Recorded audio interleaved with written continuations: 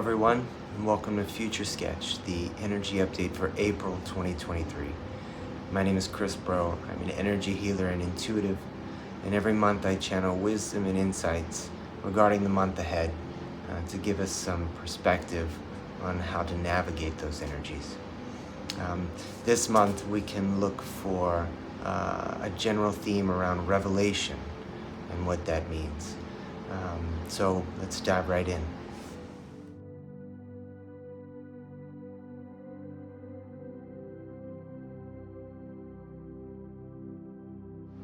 So this first piece of wisdom is referring to balance and harmony on all levels, both spiritually and physically. So areas that may have seemed stuck before may find or see new movement. And there's also a feminine quality to this metaphorical wind, and it seems to be carrying us rather than being created by us. So for some, these winds may seem destructive in many ways, as they're meant to disrupt the stagnation that we may find ourselves in. But with the imagery that came in this part of the reading, as the winds move over the landscape, they uncover treasures. And for some of us, this may mean that it's leading us to a balance and abundance in financial areas. And throughout this whole reading, there was a karmic quality to a lot of the pieces of wisdom and strategies. And so in this part, and this shifting of balance seems to be inevitable, as if the scales are balancing in some ways. And that includes us collectively in our relationship to nature as well. So much of our focus may be shifting toward nature and our relationship and harmony there.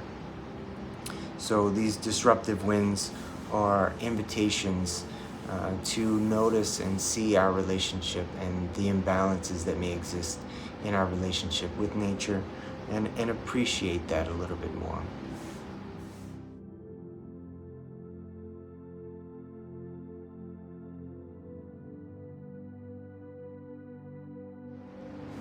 And now the second piece of wisdom that was offered is really speaking to our intent for creation. And we may find ourselves in instances of mental roadblocks or tough decisions that have us making a choice of one thing or another and not really knowing which way to go. Should I be logical about this? Should I follow my intuition? But sometimes being logical is actually just being fear-based. And this is our invitation to change from that. So to follow what speaks to our heart rather than what speaks to our mind, and finding that balance between the two. And in doing that, we'll find that our guide is joy, and following what brings us joy. So there's a lot of focus on healing of the inner child and being playful with our decisions and our experience, and letting that playfulness sort of guide us, even in areas that may be tragic for us right now. Where can I find joy in this situation? Where can I find joyful inspiration in the moments of feeling trapped? So this will be the path out of indecisiveness. Is that the cure for indecisiveness is to make a decision. But what decision should I make? What choice should I make? And the choice we should make is the one that brings us joy. But this is all a learning process, so it doesn't happen right away, and we inevitably will sometimes make the wrong decision, or what feels like the wrong decision, or what we know is not the right choice. But truthfully, there are no wrong choices. There are only opportunities for learning, and so we make that choice, and we find that this is not joyful for me, and so we understand the feeling we had before we made that choice, and we appreciate and we reflect. And the next time that we revisit these opportunities of decision making, we can make a different choice, and we can follow our intuition and follow that joy.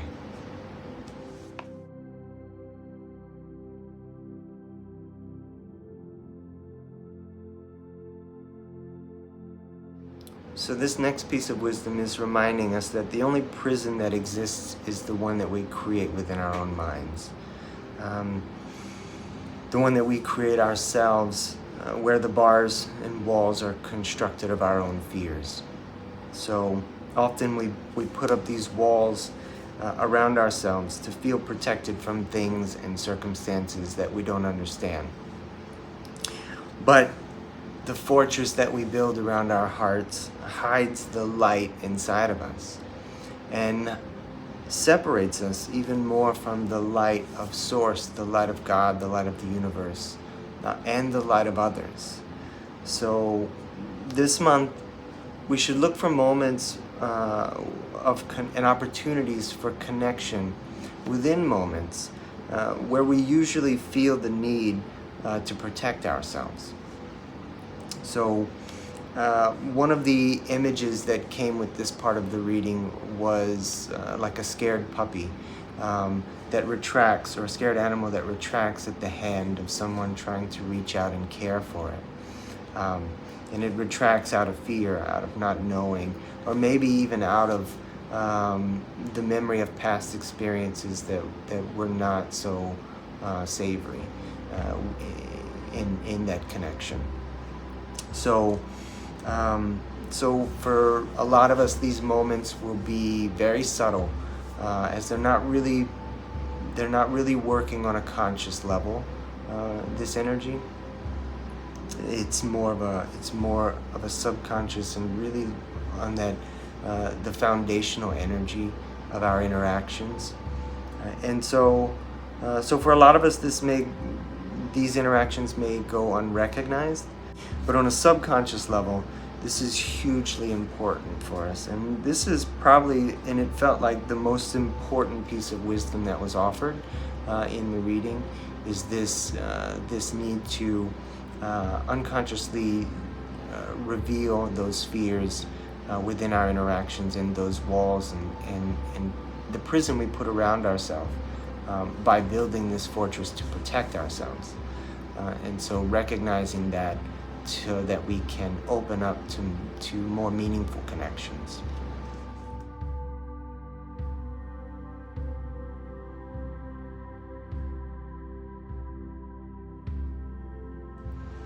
So this next piece of wisdom is referring to the resilience that we've been building, especially in the past month, when our theme was about strength and finding strength and resilience, and understanding the difference in strength versus power.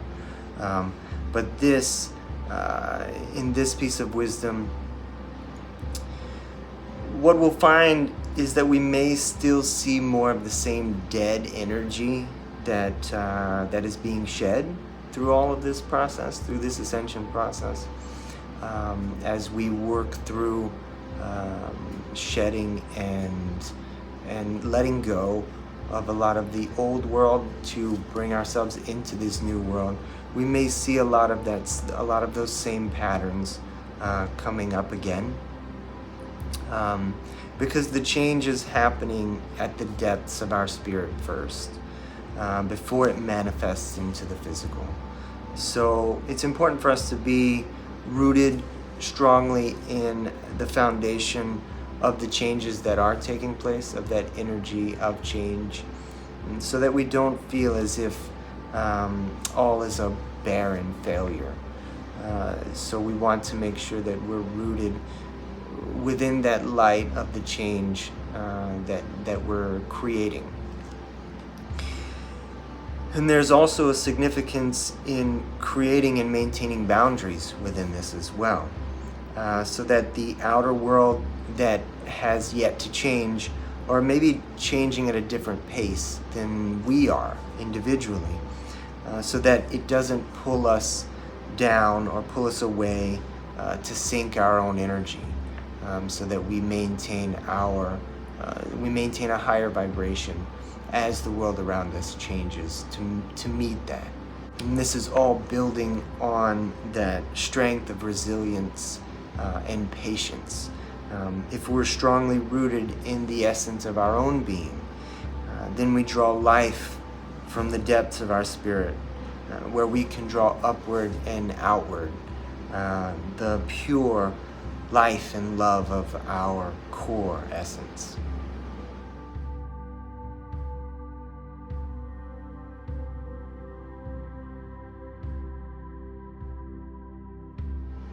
And this last piece of wisdom was very interesting because it stuck out quite a bit in the reading, and was off by itself, and was significant in that it was a little bit extra.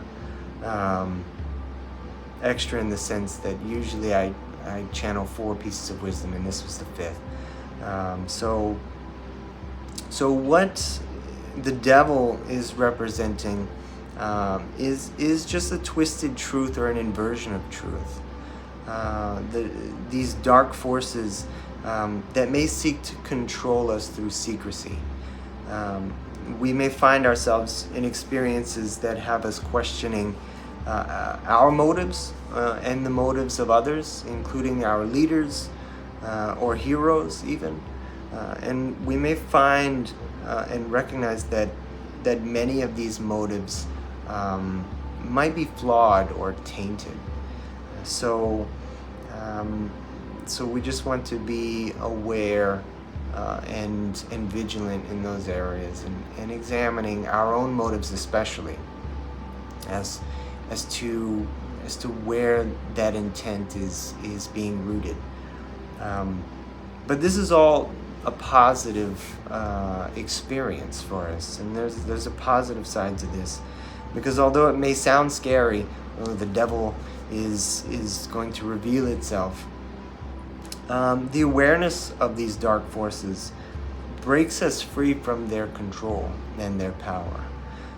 The shadow hides the truth easily in the darkness of illusion, or the illusion of darkness, however you want to phrase it. It's hard to see the truth when we can't see anything.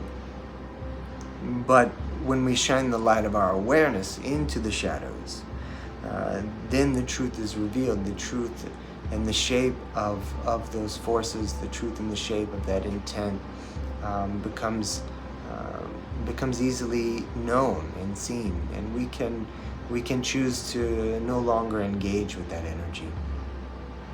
And so the illusion dissolves, and that which may seek to influence us through whispers in the dark can be revealed and rejected. And this may also be referring to institutions of control on sort of a larger scale, not necessarily an individual, but more of a collective institution. And these institutions that may be created through ideologies that seek to subjugate through their intent. And it's more referring to the revelation of ideologies that trap us in control. So a revelation of those energies that are controlling us,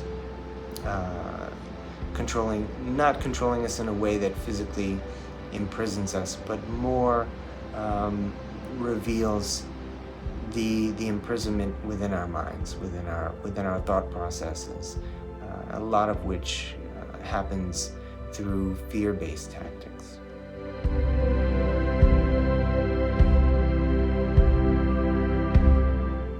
So now we'll go over a few strategies for navigating April.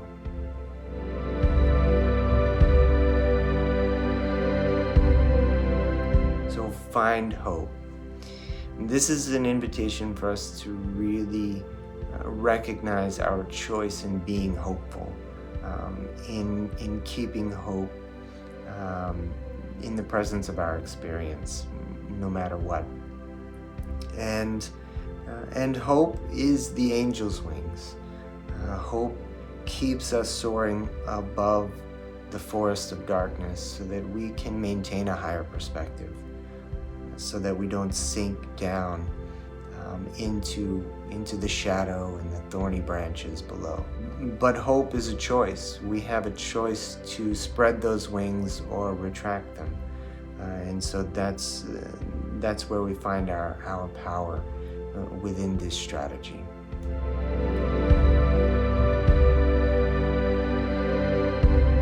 Finding forgiveness is often easier said than done, especially in the dynamic of a relationship where we may see a victim and a perpetrator or an offender. But we have to recognize that both the victim and the offender are both positions of weakness. And so we have to let go of those positions to find deep listening in both areas, in both experiences, to understand each side. And whichever side you may find yourself on, letting go of that identity to find compassion for the other side. Compassion and understanding that repairs the veil of separation through forgiveness. I can understand the reasoning and the purpose behind someone else's actions, which then lifts me out of that dynamic of and that power struggle that takes place within those relationships. And even in that relationship that we have with ourselves, where we then recognize that that the only person I'm a victim of is myself, then I still have to let go of that identity of being a victim, so that I can forgive myself and so that I can love myself even more.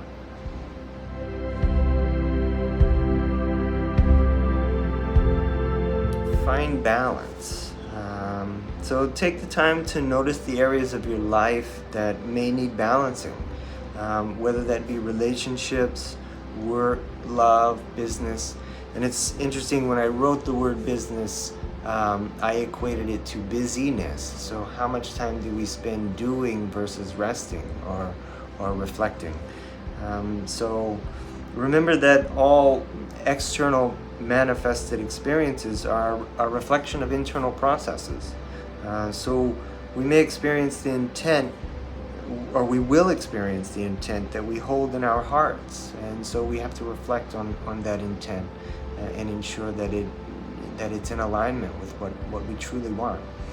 And even here too, there is a karmic feeling and quality to this strategy.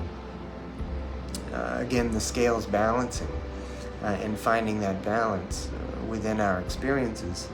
So we have to, in some ways, be patient with how we interact with the world and within those dynamics of relationships and love and work, and know that if we try to force an experience onto something or someone else, karma will ensure that the scales will be balanced, and that my actions are appreciated by me as well. Or the same goes for anyone else. Our actions that we externally direct, if there's an imbalance within experience of who we're interacting with, then karma will ensure that we appreciate that interaction in the same way.